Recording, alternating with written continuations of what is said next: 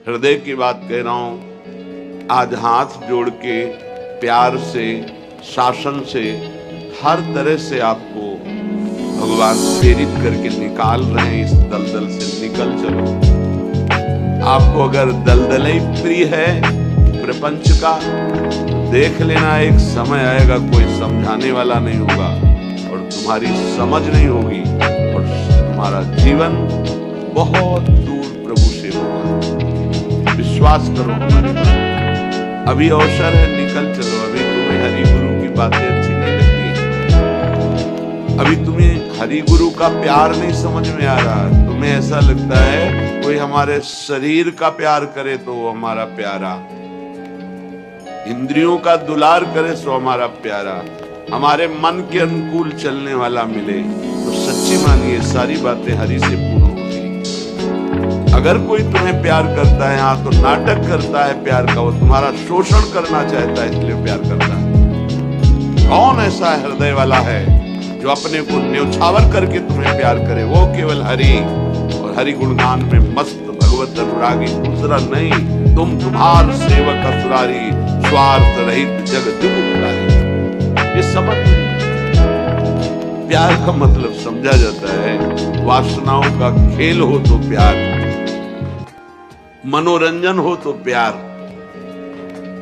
हरे मन का भंजन करके वासना का नाश करके उपासना में प्रतिष्ठित हो जाना, इसे प्यार कहते हैं। जो अविनाशी प्रकृति से भोग कर सुखी होना चाहता है कभी नहीं हो सकता है। शब्द याद कर लो। खाते खाते दांत टूट जाएंगे, देखते देखते आंख फूट जाएगी, शरीर नष्ट हो जाएगा, पर वासनाएं ज्यों की त्यों रहेंगी और बढ़ती चली जाएगी। ये जो जलन होती है यही भस्म करती है वासनाओं को। सच्चे उपासना के मार्ग में चलने वाले जलन की परवाह नहीं करते, कष्ट की परवाह नहीं करते, वही उस परम पद के अधिकारी होते। कल एक ने प्रश्न किया कि ऐसा कोई मार्ग बताइए जिसमें कोई कष्ट न हो, भगवत प्राप्ति हो जाए। घर बैठ जाओ। ऐसा सृष्टि में लौकिक मार्ग नहीं है तो अलौकिक मार्ग की क्या बात? अगर आपको 500 रुपए चाहिए तो लेबरी करनी पड़ेगी, 8 घंटे मजदूर बनना पड़ेगा और ठेकेदार की बातें सुननी पड़ेगी। कोई भी कार्य करो क्या सहज है, क्या सुखपूर्वक है, लेकिन आप लक्ष्य जब धन रखते हैं तो बड़े से बड़े कष्ट और कटु वचन को सहते हैं।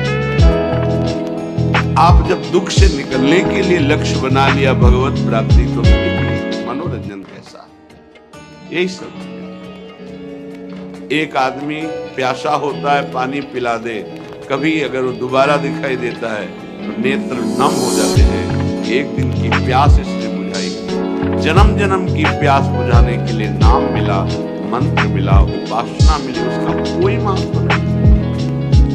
ये तुम्हें प्यार नहीं नजर आ रहा? जो कभी संभाषण नहीं करते थे, देखते नहीं थे, तुम्हें अंदर और बाहर दोनों से देख रहे, तुमसे संभाषण कर रहे, तुम्हें प्यार नहीं समझ में आ रहा। हमारी तो यही समझ में नहीं आ रहा कि उपासक का लक्ष्य क्या है। अगर लक्ष्य नहीं है तो तुम्हें कोई भी बदल नहीं सकता, और लक्ष्य है तो तुम्हें कोई बदल नहीं सकता। दोनों बातें समझ। लक्ष्य नहीं है तो तुम्हें परमार्थी कोई नहीं बना सकता, और लक्ष्य है तो तुमको कोई स्वार्थी नहीं बना सकता। चाहे जितना कुसंग हो जाए तुम्हारा परिवर्तन नहीं हो सकता, क्योंकि तुम्हारा लक्ष्य है हरि गुरु को प्राप्त करना।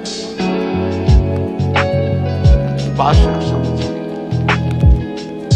एक एक कदम तुमको प्यार मिलता चला जा रहा है। जानते हो केवल पेट भरने के लिए, शरीर में वस्त्र पहनने के लिए और वास के लिए पूरा जीवन मेहनत करते हैं लोग, तब वो प्राप्त होता है। तुम्हें आदर के साथ ये सब बिना किसी प्रयास के मिल रहा है। किस लिए?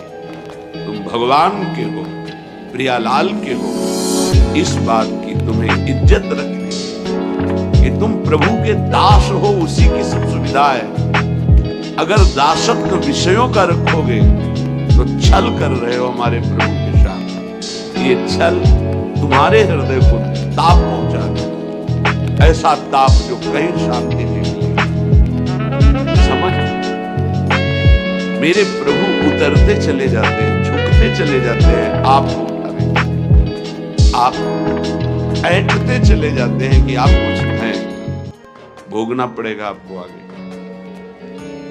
शब्द याद कर लें, आगे आपको प्रतिकूलता ऐसे घेरेगी, फिर कोई बचाने वाला दिखाई नहीं देगा, वो आप क्लेशी। इसलिए सावधान हो जाइए, परिस्थिति को सहना सीखिए। सहत सहत बाढ़े भगत प्रयत्न पुरोहितकार। जो सहनशील वही महात्मा होता है, जो सहनशील है वही प्रेम रस का अधिकारी बनता है, जो सहनशील है वही प्रियाजू का कृपा पात्र होता है। प्रियाजू कृपा पे कृपा करती चली जा रही है, संसार समुद्र से निकाल करके अपने महल में रखकर अद्भुत सुख दे रही। यहाँ जानते हो भजन का स्वरूप क्या है? रहना ही भजन हो जाता है, पर रह कहां पा रहे हो? यहाँ तन यहाँ रह रहा है मन विषयों में, मन नाना प्रकार की कामनाओं की पूर्ति में। क्या वृंदावनवास, ये वनवास है। वृंदारण्ये चर अचर दृक् पश्य वृंदावनश्री। जिह्वे वृंदावन गुणगान कीर्त श्रोत्र गृह्यान्। वृंदाटव्या भज परिमल घ्राण गात्र त्वमस्मिन्।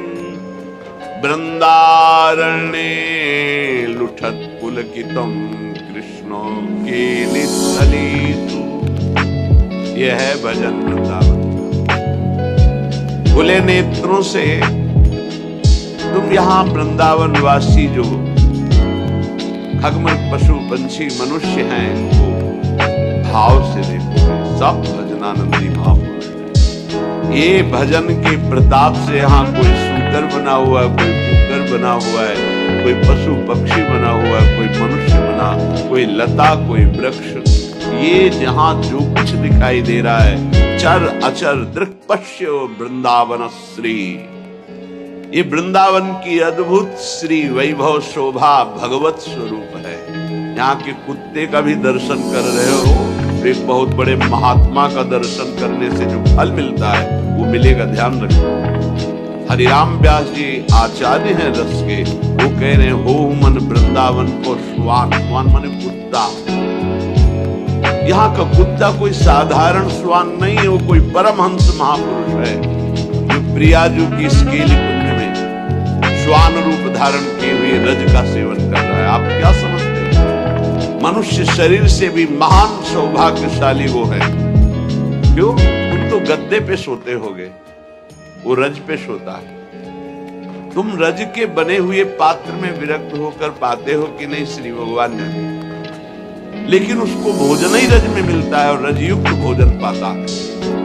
उच्छिष्ट संतों का मिलता है तुम्हें कि नहीं, लेकिन उसको जरूर मिलता है, क्योंकि प्राय उच्छिष्ट ही डालते हैं। संतों का भंडारा हुआ, दोना पत्तल बाहर फेंक दिए गए, एक एक पत्तल को चाट चाट कर सब संतों की जूठन पा रहा है। कौन है? महाभागवत देव। यहाँ के चर अचर को भाव से देखने की कोशिश कीजिए। पशु पक्षी लता वृक्ष मनुष्य, ये सब भगवत स्वरूप है। भजन हो रहा है यहाँ का। आप अगर भाव से दर्शन कर रहे हैं, भजन हो रहा है। अगर भाव का अभाव है तो आपको गलत दर्शन होने लगेगा।